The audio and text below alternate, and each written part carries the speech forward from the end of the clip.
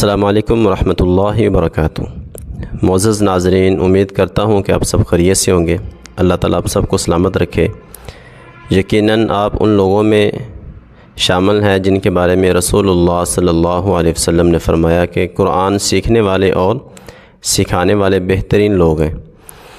تو چلیں اپنے سبق کا آغاز کرتے ہیں۔ ہم نے اپنی پچھلی کلاس کے اندر زبر اور اس کی مشق کی تھی، تو آج زبر کے فوراً بعد ہی ہم دو زبر کو لے کے آئے ہیں تاکہ دو زبر کو سمجھنا بھی آسان ہو جائے۔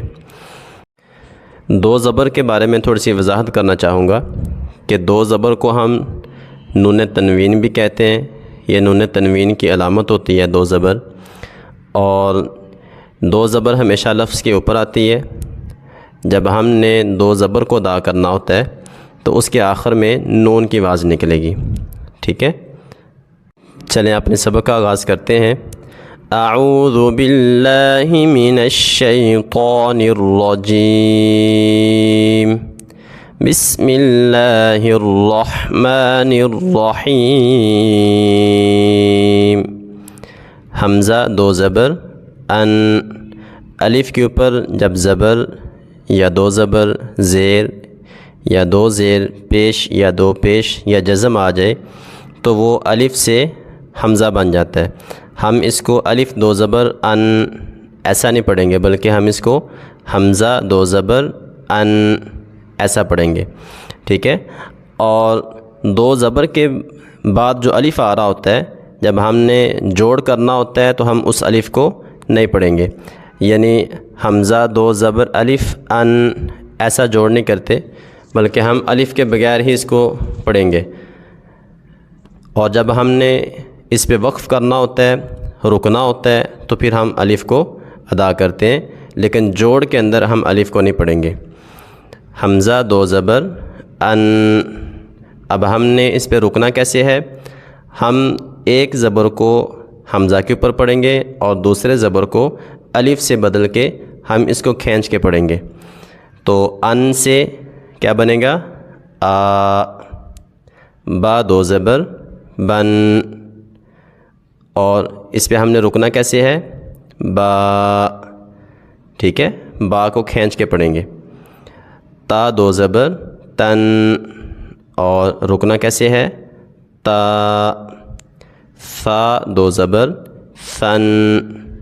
جب آپ نے فا کو ادا کرنا ہے تو اپنی زبان کی نوک اوپر کے سامنے دو دانتوں کی نوک کے ساتھ لگائیں گے جو بڑے والے ہیں، ان کے نوک کے ساتھ، اور اس میں سیٹی پیدا نہیں کریں گے۔ سن ایسا نہیں پڑھنا اس کو، ٹھیک ہے؟ فا دو زبر فن، اور رکنا کیسے ہے؟ فا۔ جیم دو زبر جن، رکنا کیسے ہے؟ جا۔ حا دو زبر حن، حا کو باریک پڑھیں گے اور رکنا کیسے ہے؟ حا۔ خو دو زبر خن، خوا کو موٹا پڑھیں گے اور رکنا کیسے ہے؟ خو۔ یہ بات ہمیشہ ذہن کے اندر رکھیں کہ کسی بھی موٹے حرف کے بعد جب الف آ جائے تو اس موٹے حرف کی وجہ سے ہم الف کو بھی موٹا پڑھیں گے۔ جیسے ہم نے خن سے وقف کیا، خو، تو الف بھی موٹا پڑھا جا رہا ہے خوا کی وجہ سے۔ دال دو زبر دن، رکنا کیسے ہے؟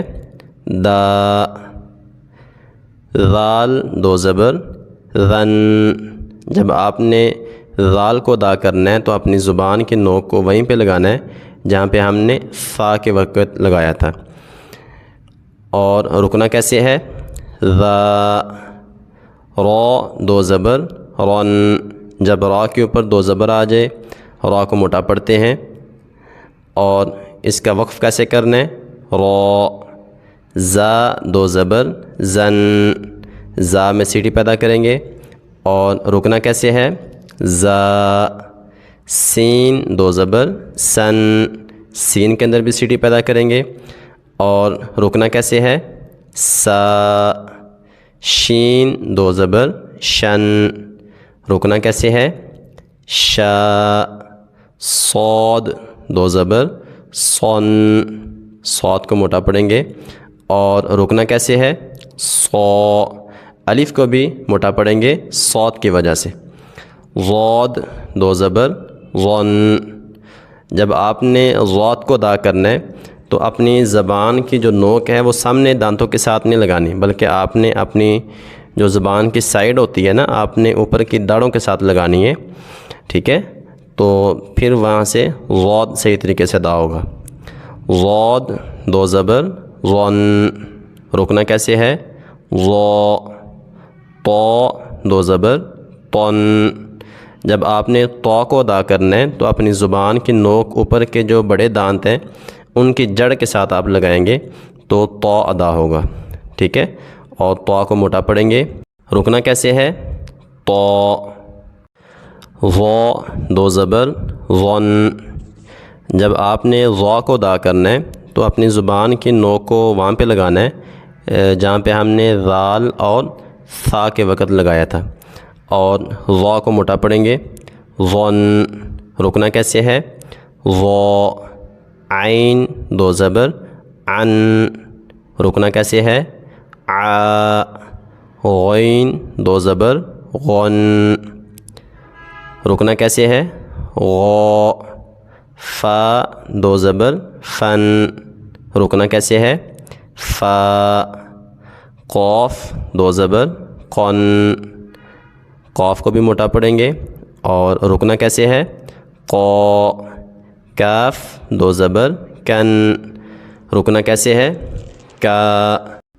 لام دو زبر لن. رکنا کیسے ہے؟ لا. لام دو زبر لن. رکیں گے کیسے؟ لا. میم دو زبر من. رکنا کیسے ہے؟ ما. ما ایسے نہیں کرنا، آواز ناک میں نہیں جانی چاہیے. ما منہ کھول کے. نون دو زبر نن. رکیں گے کیسے؟ نا. نا ایسے نہیں. ٹھیک ہے، آواز ناک میں نہ جائے. واو دو زبر ون. رکنا کیسے ہے؟ وا. ہا دو زبر ہن. رکنا کیسے ہے؟ ہا. حمزہ دو زبر ان. رکیں گے کیسے؟ آ. یا دو زبر ین. رکنا کیسے ہے؟ یا. جب آپ اس طریقے سے اس تختی کو پڑھ لیں پھر آپ اس کو الٹا سٹارٹ کریں اور الٹا اس کو مکمل کریں. پھر اوپر سے نیچے کی طرف تمام لائنوں کو پڑھیں اور نیچے سے اوپر کی طرف تمام لائنوں کو پڑھیں. اس طریقے سے جب آپ اس تختی کو بار بار رپیٹ کریں گے تو انشاءاللہ آپ کی ادائیگی بھی درست ہو جائے گی اور آپ کو اس کی سمجھ بھی آ جائے گی. امید کرتا ہوں کہ آپ نے اس کو اچھے طریقے سے سیکھ لیا ہوگا. اللہ تعالیٰ آپ سب کو سلامت رکھے، ہمیشہ خوش رکھے. اجازت دیجیے. اللہ حافظ.